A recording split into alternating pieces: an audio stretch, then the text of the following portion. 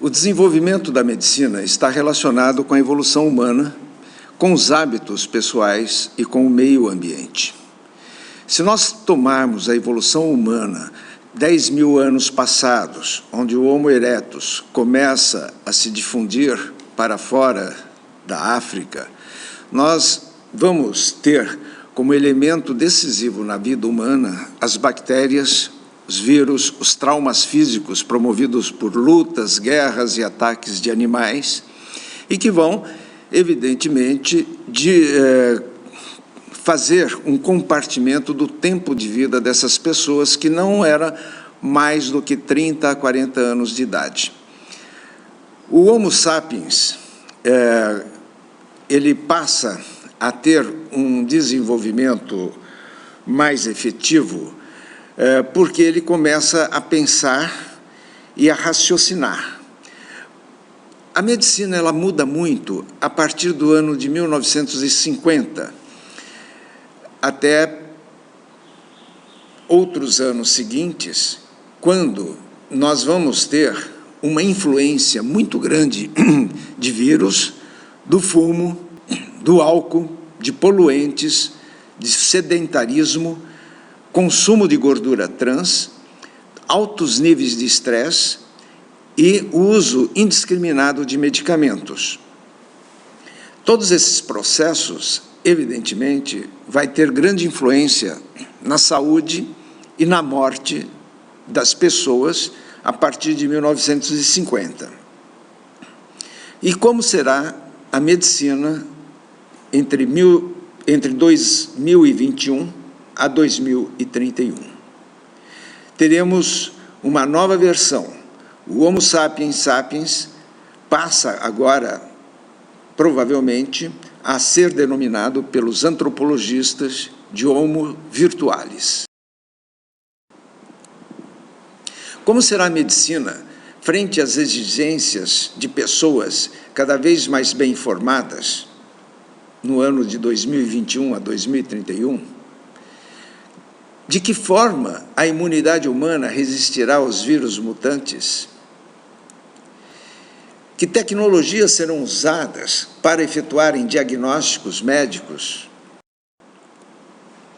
Os desafios atuais, além das doenças básicas que nós temos, principalmente no Brasil, eles podem ser resumidos nos processos de cardiopatias, câncer, diabetes, neurodegenerações, depressão, etc. Mas nos anos de 2021 a 2031, certamente, as mesmas doenças apresentadas no quadro ao lado se somarão às hepatopatias tóxicas, promovidas principalmente pelo alto consumo de álcool, as toxicopatias do comportamento, pelo uso indiscriminado de psicotrópicos e outros do gênero, e terá destaque a medicina regenerativa, além de outras novas formas de medicina. Que medicina avançada dispomos para esta década? Estamos vendo a figura de uma criança. Por algum problema, quando essa criança vai ao médico, ele faz uma avaliação macro, em busca das disfunções dos problemas micro. Nesses problemas micro, são afetados células de tecidos, e essas células de tecidos, elas podem nos indicar qual é a razão das suas patologias.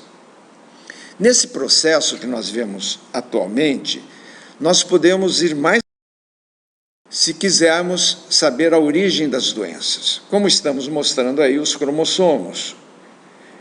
Agora com destaque a um cromossomo, mostrando nesse momento os genes dentro desses cromossomos. Então, é possível hoje, em alguns centros avançados, sabermos as causas de doenças motivadas por alterações.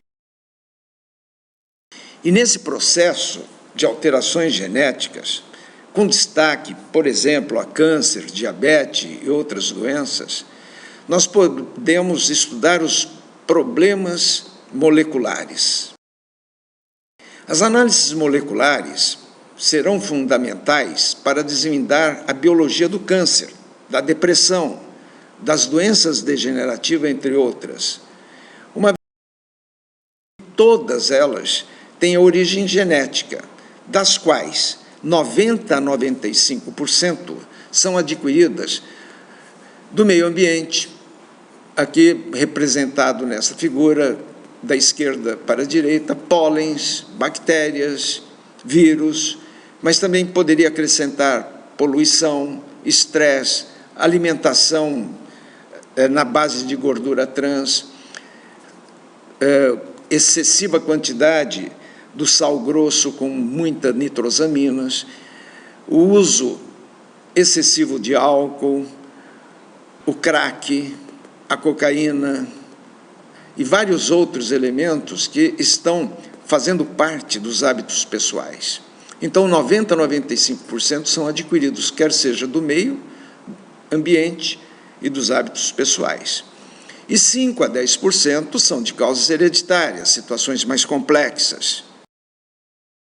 As análises moleculares, associadas com outras tecnologias avançadas, poderão propor novos procedimentos para diagnósticos precoces, conhecido também como prevenção, e novas bases para tratamento com alvos celulares específicos contra tumores, diabetes, Alzheimer, doença falciforme, entre outras.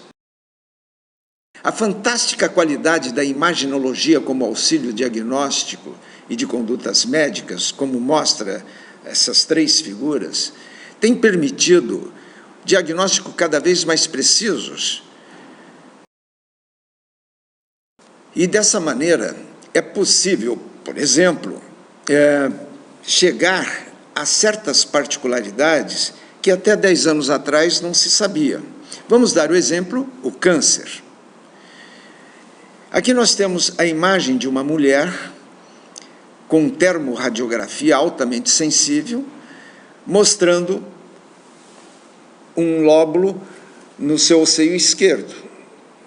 Ao ampliarmos, por meio de outras formas de imaginologia, nós estamos vendo o tumor bem característico, conforme mostra a seta. No caso do câncer de mama, por exemplo, há que se considerar que são diferentes causas. Essas causas incluem, pelo menos, 33 tipos diferentes de mutações. Há câncer, como o do pulmão, que nós estamos destacando aí, que tem pelo menos 147 mutações, e outros tipos das pequenas células, com no mínimo 163 mutações. Por isso que se diz que o câncer é exclusivo de cada pessoa. A terapia personalizada para o câncer de mama, tendo por base o diagnóstico molecular, é uma das grandes ferramentas que nós dispomos atualmente, com possibilidades de ficar cada vez mais sensível. Vamos ver este exemplo. Neste exemplo, nós mostramos que aquele tumor de mama no seio esquerdo da mulher, ele pode ser identificado pela presença de milhares de células tumorais. Inicialmente, se faz a biópsia do tumor e coleta-se áreas com mais de 30% de células afetadas, que indiretamente seriam as células tumorais. Baseando-se em informações clínicas e história familiar do paciente, o médico solicita testes para a detecção de alguns genes que sinalizam o câncer. Estamos falando de câncer de mama. O gene RAS é um dos mais frequentes causadores de câncer quando ele sofre mutação. Este gene mutado, ele induz uma divisão celular incontrolável. Mutações no gene ER2 afetam cerca de 20 a 30% das mulheres com câncer de mama. Mutações nesse gene faz com que haja uma grande quantidade de receptores de hormônios para a divisão celular. Desta maneira, quando isto acontece, há um aumento da concentração de hormônios dentro das células cancerosas, fazendo-as com que elas se multiplicam indefinidamente. Um terceiro tipo de análise se refere ao estudo do gene BRCA1 e BRCA2. Estes genes, quando alterados, eles deixam de impedir a progressão do tumor. Eles são conhecidos como genes supressores de tumor. Para complicar, estes genes, eles são transmitidos hereditariamente.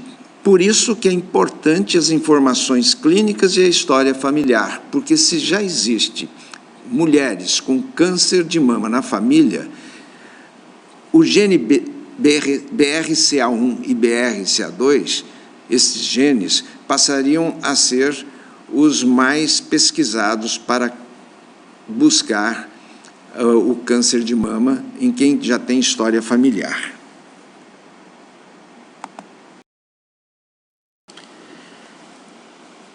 Neste exemplo, a paciente foi positiva para o gene HER2 com mutação. A intensidade da ação deste gene, por meio de técnicas moleculares, mostrou-se aumentada.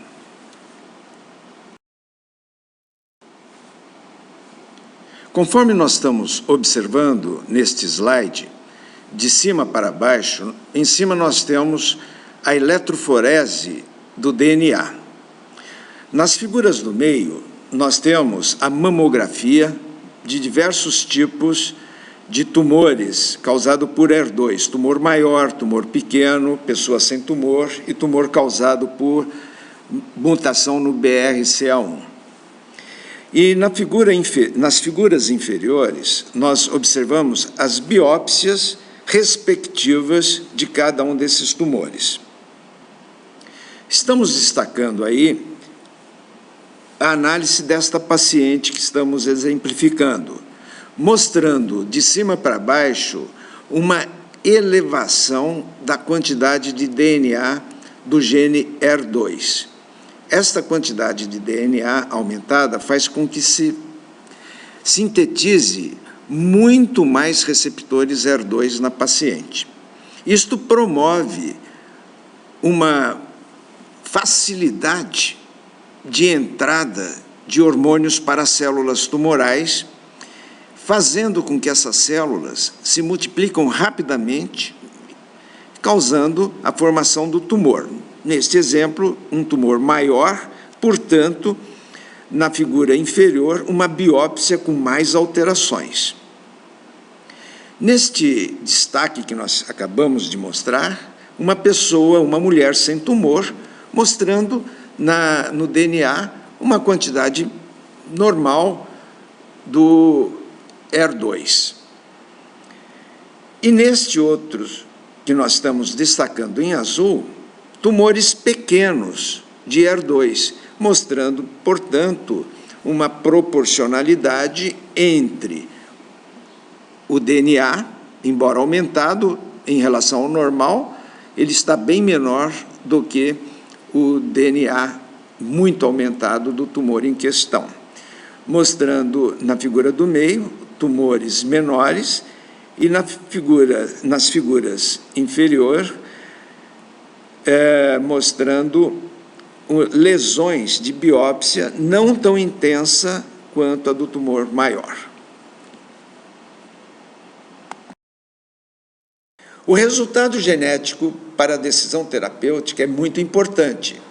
Neste caso, o médico informa para a paciente que a positividade para a mutação de HER2 permite uma terapia-alvo contra o crescimento deste tumor que é agressivo. Esta terapia personalizada é o anticorpo monoclonal contra os receptores de HER2. Existem vários tipos comerciais, mas o primeiro a ser descoberto foi a Herceptina, também conhecido como trastuzumab. Nesta figura aqui, citoespecificidade das ações de drogas tumorais, nós observamos que hoje as células cancerosas são atacadas por diversos tipos de medicamento. Mas no que nos interessa nesse momento são esses anticorpos monoclonais que está destacado em azul. Eles atuam no sentido de obstruir a entrada de hormônios, como nós estamos vendo nesta figura, na portinha entre HER2 e HER3, que é o caso da paciente. Foi feito uma terapia personalizada para esse tipo de tumor. Esta terapia, construída com anticorpos monoclonais, obstrui esta entrada. Obstruindo a entrada de hormônios para dentro da célula, a célula tumoral deixa de existir, impedindo, portanto, o desenvolvimento do câncer de mama. A busca da terapia inteligente para atacar somente as células cancerosas está sendo feito por meio de pesquisas de nanopartículas terapêuticas. Essas nanopartículas penetram nas células com muita facilidade, porque elas têm pequenas moléculas que se encaixam somente nos receptores das células tumorais, conforme mostra nesta figura esses elementos azuis. Assim que ela entra nas células, drogas de alta especificidade, em vermelho, atuam no sentido de neutralizar os sinalizadores das células tumorais. Quando isto ocorre, logo em seguida, os polímeros que comportam essas drogas e os receptores das nanopartículas são facilmente degradáveis. Por isso que existe uma camada de proteção desses polímeros, chamado de camada de proteção de polímeros biodegradáveis. Essas pesquisas estão muito avançadas e quando nós tivermos resultados eficientes, é muito provável que o controle de todos os tipos de câncer poderá deixar de ser um sonho para ser uma realidade.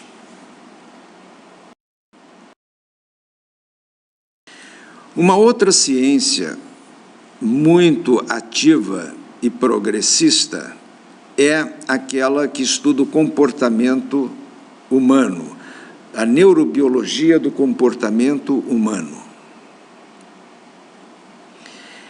Por meio de uma série de imagens, hoje em dia, é possível fazer análises relacionadas à neurobiologia.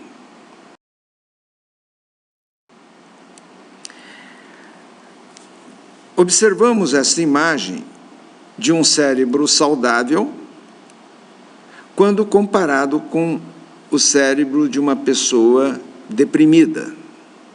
É muito fácil visualizar esta situação. A depressão é tida como a doença do nosso século presente. Se caracteriza por um desequilíbrio metabólico e genético. A biologia da depressão adquirida, ela tem suas razões.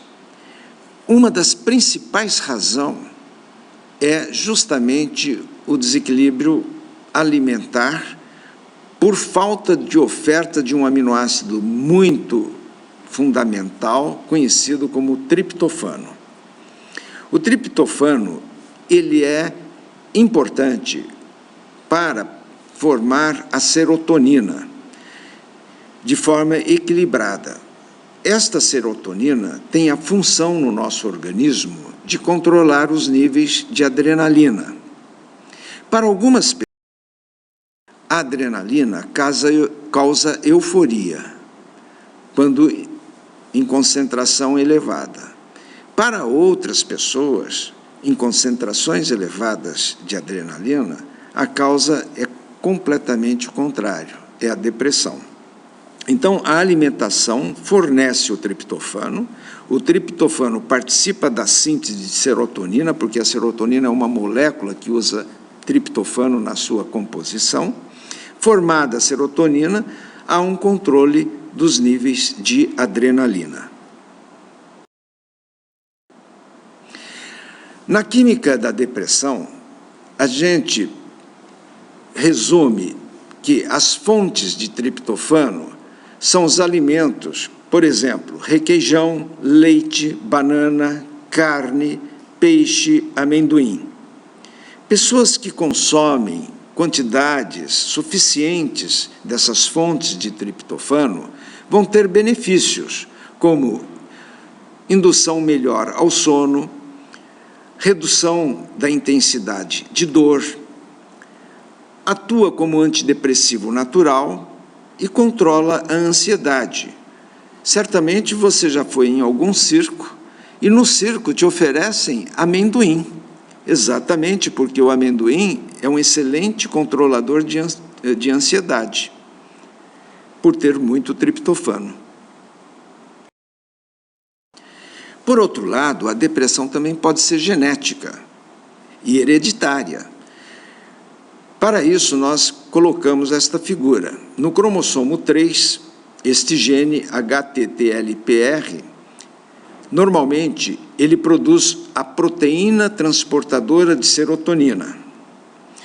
Essa proteína transportadora de serotonina se liga à molécula de serotonina e a dirige até onde tem adrenalina. E com isto, ocorre o bloqueio da adrenalina, evitando a depressão genética ou hereditária. Então, nós temos a adrenalina controlada. Em pessoas que têm vários casos na família com depressão, provavelmente pode ser devido a uma mutação deste gene. Este gene mutado, que pode ocorrer na adolescência, na fase adulta ou na velhice, não importa, em algum momento, quando ele tem essa propensão para a mutação, ocorre a inibição da produção da proteína captadora de serotonina. Com isso, não há proteínas captadoras de serotonina, as serotoninas ficam livres e abobalhadas, e desta maneira elas não captam a adrenalina. Então haverá um excesso de adrenalina livre, que para determinadas pessoas causa a depressão.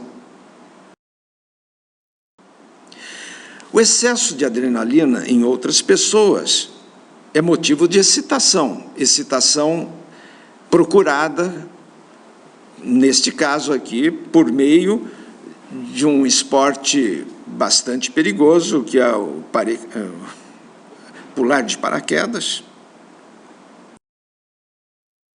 Tem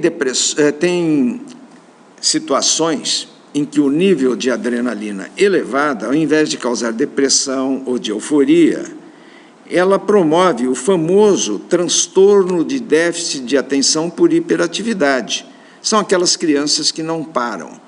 Uma dessas crianças, há muitos anos atrás, foi o Einstein. Por outro lado, a busca de sensações por meio de drogas constitui hoje um dos grandes problemas relativo à neurobiologia.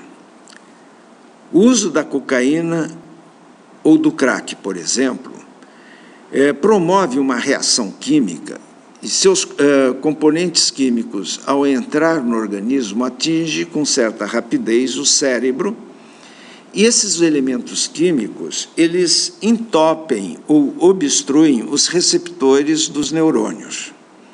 Ao obstruir esses receptores, começa a acumular adrenalina entre neurônios. Esse excesso de adrenalina, com excessivas cargas elétricas, promovem excitações, prazer nessas pessoas. Após alguns minutos, o próprio organismo tende a destruir essas drogas que estão entupindo os receptores.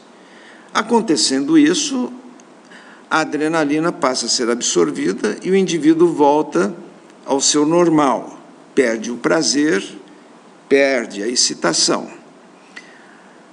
Muitas dessas pessoas querem continuar o prazer e a excitação, e aí entra o vício.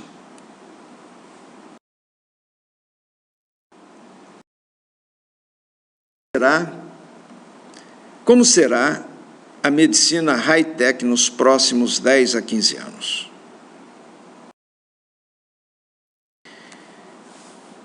A holografia, projeção virtual em 3 dimensões, será uma das formas a ser usada na medicina virtual. Nesta foto, a gente vê um repórter entrevistando o Robinho a uma distância de 11.000 quilômetros.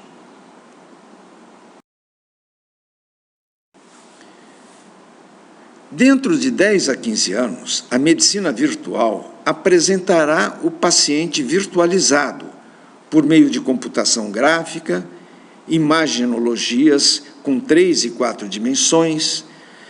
Acoplando a isto, será introduzido os resultados de fluidos corporais e tudo embutido numa projeção holográfica. Dessa forma, a medicina virtual permitirá uma visão mais clara do paciente para testes e procedimentos no paciente virtual antes de sua aplicação no paciente real.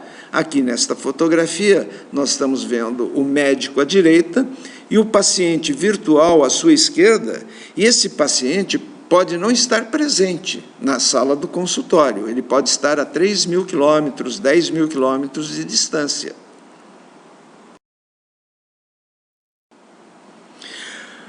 Com avaliações de respostas terapêuticas e cirúrgicas naquele paciente virtual, é possível idealizar como seria para o paciente pessoal em tempo real. Uma outra forma de grande progresso na medicina de 2015 em diante, que será a medicina do futuro, se refere cada vez mais às novas formas de medicina regenerativa personalizada.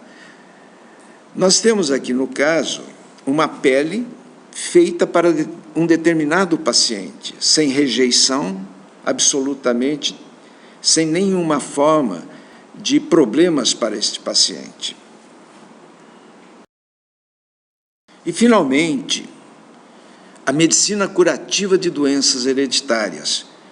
Entre essas doenças, destaque para hemofilia, anemia falciforme, talassemia maior e doença de Gaucher, por exemplo. A tendência cada vez mais da genética, das tecnologias de diagnóstico e das tecnologias de manipulação de genes, conhecimento das células tronco, dos diferentes tipos de indutores celulares, conhecido como interleucinas, citocinas, entre outras. E o conjunto de todo esse conhecimento poderá beneficiar rapidamente, quando se fala rapidamente, em torno de 5 a 10 anos, o início da medicina curativa de doenças hereditárias. É o que esperamos. Mas para se chegar a este estágio, é preciso construir as bases necessárias para entendê-lo e aplicá-lo. Conhecimento por conhecimento, dedicação, muito estudo, muita aplicação nas tecnologias, tudo isto será necessário para que o sucesso, de fato, ocorra.